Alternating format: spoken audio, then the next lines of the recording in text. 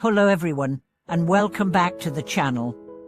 I'm delighted to have you here today as we explore the remarkable journey of Master Xuyun, known to so many as Elder Empty Past, whose life spanned more than a century, and whose footsteps have left an indelible mark on Buddhist history. At 19, he renounced his family's salt trading business and entered the monastic life. That for decades his heart wandered among doctrines and schools, without finding firm footing. It was only when he confronted the truth of an empty past life that his practice took root in genuine insight and compassion.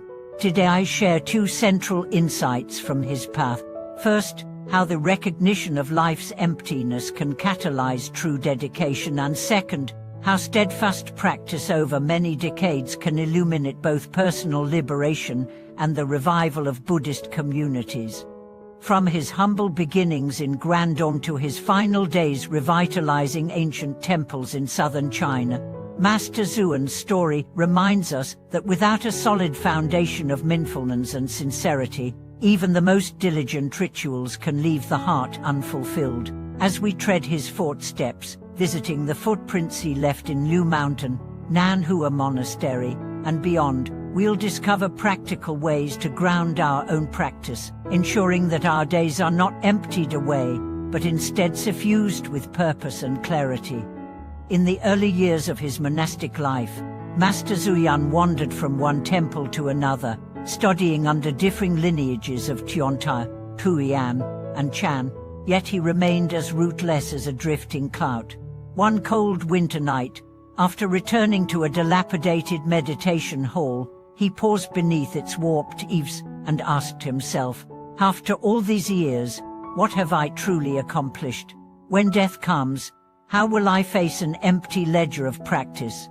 That moment of stark self-inquiry ignited his first genuine awakening. From then on, he resolved to abandon superficial study and cultivate a living practice, repeating the Lotus Sutra 1,000 times in cold stone halls, copying and preserving monastic precepts in nameless scriptoria, and rebuilding abandoned meditation chambers with his own hands. His lamp, both literal and metaphorical, burned long into the night, guiding fellow monks and lay supporters toward the light of sincere cultivation. Decade after decade, Master Xuyun's pilgrim monk life unfolded in four major phases: his formative wanderings, his deep study and restoration of Vinaya texts in Fujian, his Chan retreats in Sichuan, and his final return to Guangdong to revive crumbling temples. Each phase was marked by both hardship and revelation. At age 80, during a catastrophic flood in Baoqing, he risked his frail body to relight lamps in every hall, chanting prayers for the welfare of all beings, while torrents raged around him. In that single vigil, he taught that true practice shines brightest amidst adversity, reminding us that compassion is not an abstract ideal, but a steady lamp held aloft in storm and darkness. As we reflect on Master Xuyun's lifetime of walking and building, three practices stand out for modern-day practitioners: daily pilgrimage of the mind. Whether through actual walking meditation or mindful steps in city streets, dedicate each hour to observing breath and embodying awareness. Let every footfall remind you of the precious opportunity to awaken, so that instead of walking in haste, you walk with purpose. Midnight lamp of silence. Choose one night each week to put aside all screens. Sit by candlelight, copy a short passage of scripture, or silently recite Dharma verses. In that hushed space, let the stillness sharpen your insight and rekindle the inner lamp of presence. Dedication to all beingness.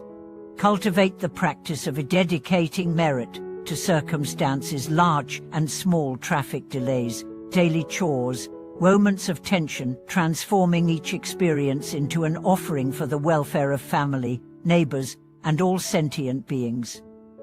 In doing so, your heart lamp burns not for personal gain, but as a beacon of universal compassion.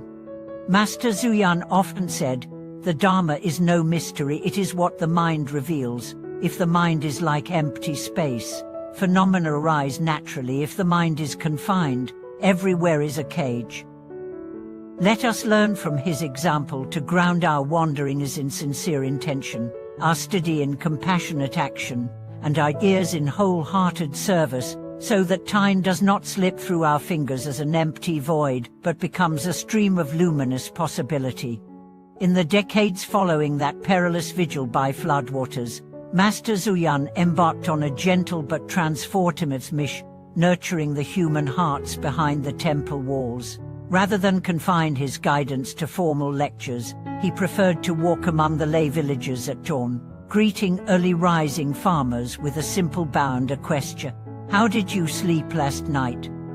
In those humble exchanges, he demonstrated that spiritual practice need not be sequestered in lofty halls, rather, it blossoms in everyday kindness. One autumn morning in 1932, he paused by a rice paddy where an elderly widow toiled alone. Without fanfare, he knelt beside her, learning the rhythms of planting as if each seed were a bead on his molar. When asked later why he bothered with such menial tasks, he smiled and said, "Each grain is a life, each act of service is a syllable of Buddha's great name." Round the same time, he received a letter from a Western monk named Swami Bodhiagrahaya, curious about the integration of meditation into daily routines. Master Xuyun's response, carefully transcribed and shared across ages, emphasized three simple injunctions: maintain clear intention, embrace every moment as the final moment, and offer the fruits of practice to those in need. These words resonated in monasteries from Sri Lanka to California, planting seeds for what would later be called the mindfulness movement. Though he never crossed the oceans himself, his teaching rippled outward like a silent chant, carried by disciples who memorized his letters and inscribed them on scrolls. Beyond his gentle pedagogy, Master Xuyun was a devoted calligrapher. His brushstroke is sometimes bold and sweeping, at other times light and whisper-thin, embodied his evolving insight. In one especially memorable piece, he wrote the single character, emptiness, so large that its ink splashed beyond the paper's edge, reminding viewers that true understanding transcends any frame. Visitors to his ink studio recall how he would patiently correct a novice's shaky line, tapping the brush handle and murmuring, "In each stroke lies your mind, cultivate it as you would a garden." Over the years, these works were gifted to monasteries far and wide, each serving as a living invitation to return again and again to the simplicity of being. In the twilight of his life, Master Xuyun undertook what he called his final pilgrimage, a journey to the 5 great mountains. Clad in simple robes and supported by 2 senior disciples, he ascended winding trails, pausing at each temple gate to offer incense and bow before ancient statues. On Mount Imai, perched amid clouds at dawn, he stood in silent meditation, so still that birds alighted on his shoulders, creating a moment of mutual trust between human and creature. A traveling photographer captured this scene in 1953, producing one of the era's most iconic images of Buddhist serenity. Even now, that photograph graces shrine walls, prompting fresh generations to wonder, if one can sit so motionless, can suffering itself dissolve? Yet perhaps Master Xuyun's most enduring legacy lies not in stones or ink, but in the communities he restored. At Nanhua Monastery, once reduced to rubble, he re-established training halls where novices learned chant, meditation, and compassionate service to the sick and elderly. Lay associations sprouted around these centers, organizing free medical clinics and schools. In Letters from a Bewildered Provincial Governor, we glimpse how swiftly the monastery's revival sparked a cultural renaissance. Markets reopened, roads were repaired, and local artisans gained new livelihood, forging bells, painting murals, and copying sutras. Through these cooperative endeavors, he demonstrated that genuine practice radiates outward, transforming society one heart at a time. As we weave together Master Xuyun's stories from rice paddies to mountain tapas, from brush and ink to rebuilding shattered temples, we see a life that never separated inner cultivation from outer action. His boundless energy, even in late old age, reminds us that each moment carries the potential for renewal.